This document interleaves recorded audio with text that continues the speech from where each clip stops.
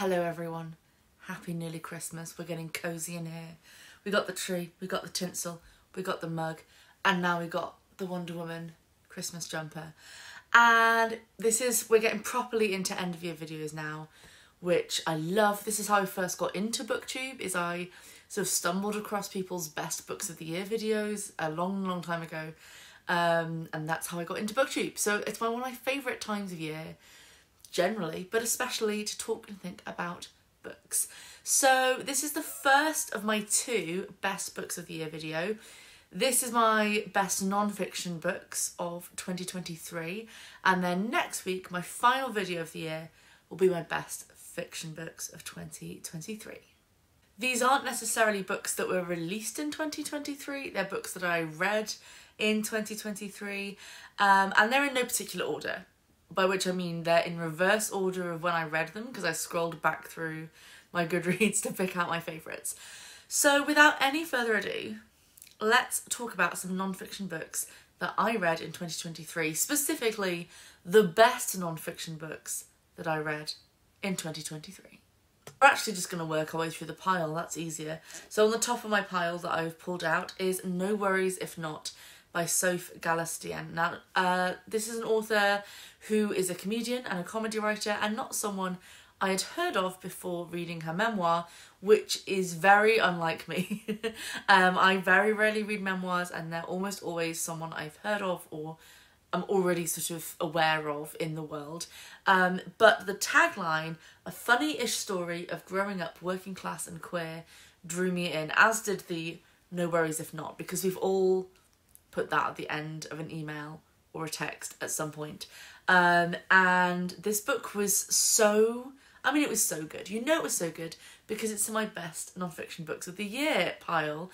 But it was so moving and had so many different facets to it. And it was about growing up and coming of age. It was about grief. It was about love. It was about queerness. There was so much going on, so many different layers, and the way that she explored them all, and all those different aspects of her life and how they're all intertwined was really, really impactful. But it was also hilarious, and it was also a really fun read. There were laugh out loud moments. I read the whole thing in one sitting. There were little word searches and cartoons and other things inside, along with playlists and stuff like that. So just a really great little book, a really good introduction to someone and to some ideas that you may not know, that will leave you contemplating aspects of your own life and upbringing. It was just, I enjoyed reading it so much.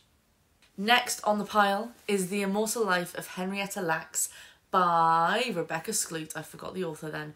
I read this in the summer, and what a book. It's one of those books that, and this is one of my favourite kinds of non-fiction books, is when they take one small moment, one event or one topic, and look at every single thing that relates to it. So Henrietta Lacks was an African-American woman living in the mid-20th century, and she was suffering from cervical cancer. And during a treatment, then a sample of cells were taken, because that's what happened to every person in every hospital, is samples were taken for medical experimentation.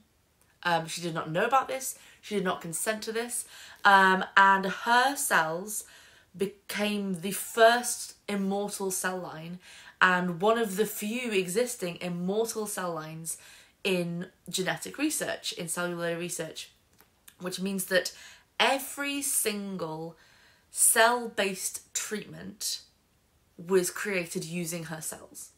That's like vaccines, chemotherapy, genetic treatments, anything that, that needs some sort of cellular testing was created using her cells. But she did not know about it. Her family did not know about it. They did not get any credit or any money when, all these big pharmaceutical companies are making millions and millions and millions of her cells. Her own family didn't even know about it. It looks into healthcare inequality and segregation. There are so many layers to this story, and Rebecca Skloot does such a good job of following each thread. And it's not told in a linear way from start to finish, but there's still a really strong sort of narrative of all the different things that were going on surrounding her story, and ending with a sort of message of hope that her family are now, you know, she's getting the credit she deserves, her family are getting the credit and at least a small amount of the financial compensation that has been given to everyone else who did all the research.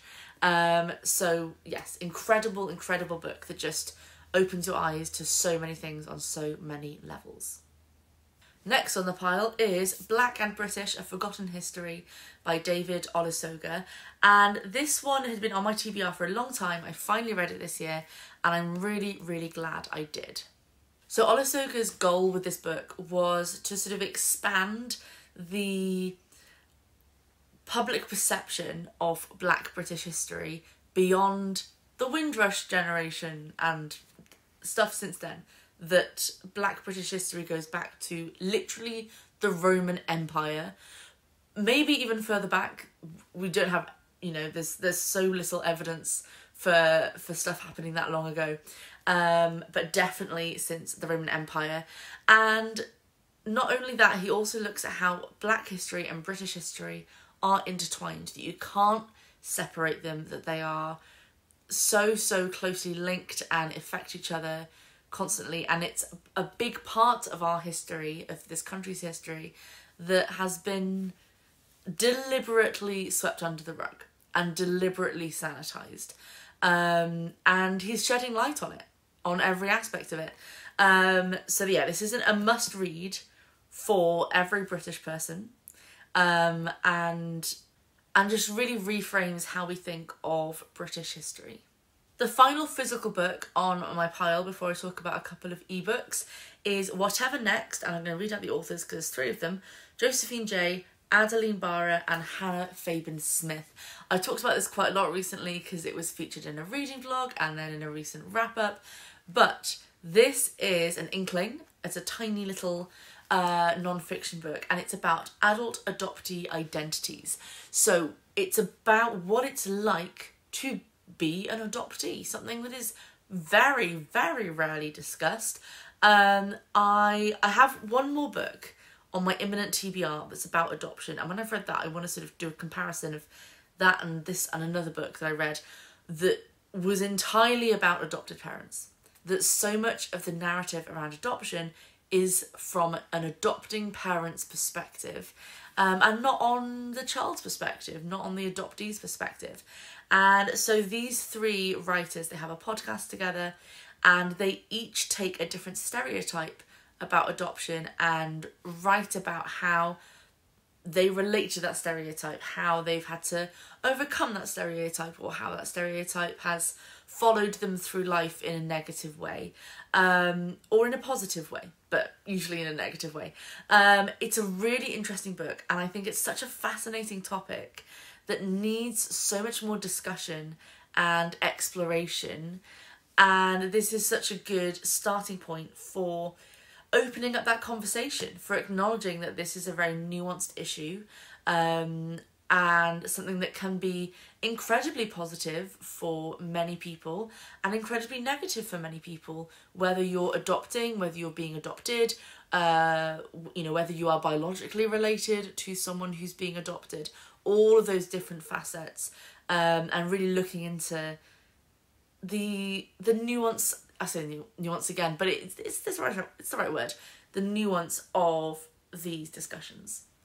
The next one I'm going to talk about is Bad Blood by John Carreyrou, and yes, my brain does immediately sing the song every single time I say this title.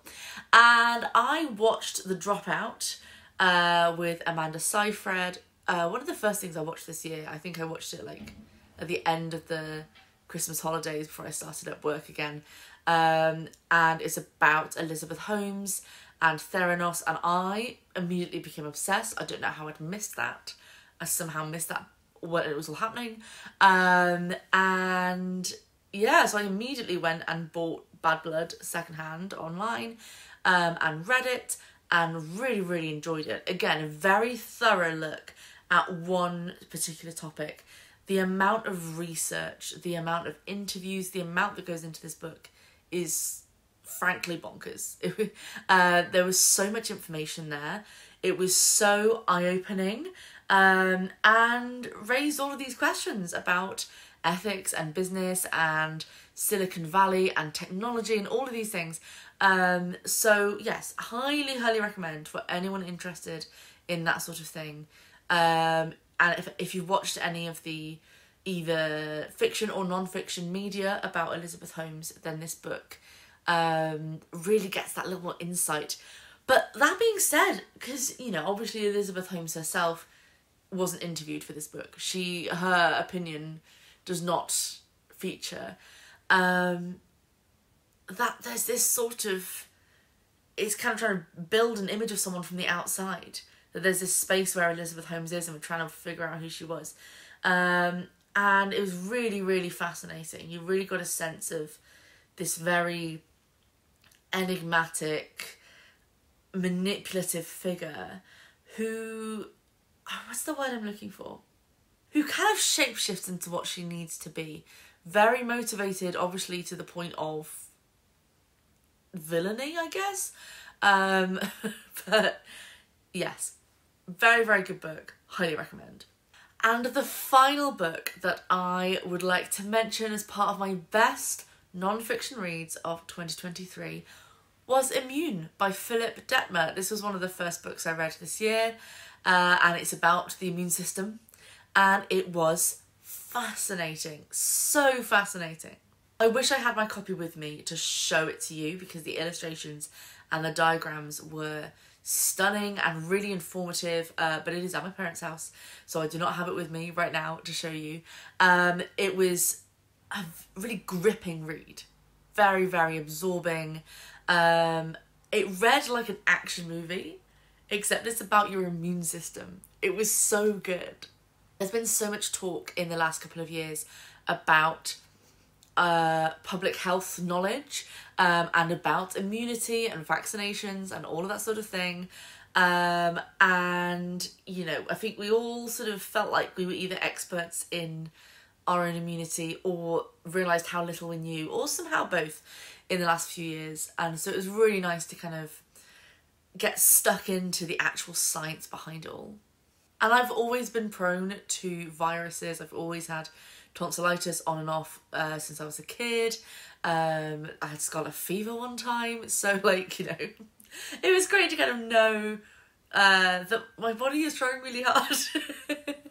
And to kind of understand, or at least begin to understand, the level of complexity that goes into fighting off an illness. And I have a newfound respect for my immune system because of it. So those are the best non-fiction books I read in 2023. I am going to carry on my non-fiction challenge. So I have an annual challenge to read at least one non-fiction book every single month. I'm going to carry it on next year and probably forever because it's a really nice challenge. I really like doing it. It forces me to read more non-fiction, which is something I want to do. And tend to, before I started the challenge, I would shy away from reading non-fiction because it does take longer, and, you know, I'd just be like, oh, I could read like 3 fiction books in the time it would take me to read a non-fiction book. But you know what? Doesn't matter because they're worth reading. So I'm really glad I've taken the time this year and last year to prioritise non-fiction. And of course, you know, I've read more than 12. I've read at least one a month, but quite often more than that because it just gives me the bug for learning things and finding out about stuff, and I love that. So let me know what your best non-fiction books are of 2023 because I will need some recommendations for next year, and join me next week for my best fiction books of 2023. I will look identical to how I look right now because I'm about to film it right now. So yes, make sure you subscribe so you see that video, give this one a like, and a very Merry Christmas, happy 25th of December. Enjoy however you are celebrating this time of year. See you next week.